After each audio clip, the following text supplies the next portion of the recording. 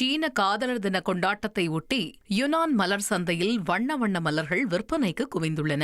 கொள்ளை அழகை கொட்டி வைத்திருக்கும் இந்த வண்ண மலர்கள் மனதிற்கு எவ்வளவு வசந்தத்தை தருகிறது என்பதை இந்த காட்சிகளை பார்க்கும்போதே நமக்கு புரியும்.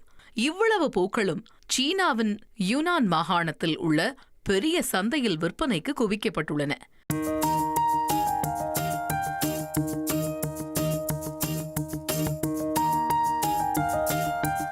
பல்வேறு வகையான ரோஜாக்கள், பியோனி, தாமரை, யுனான் மாகாணத்திலேயே உற்பத்தியாகும் இன்னும் பல வண்ண கொய்மலர்கள் வரிசை கட்டி வைக்கப்பட்டுள்ளன.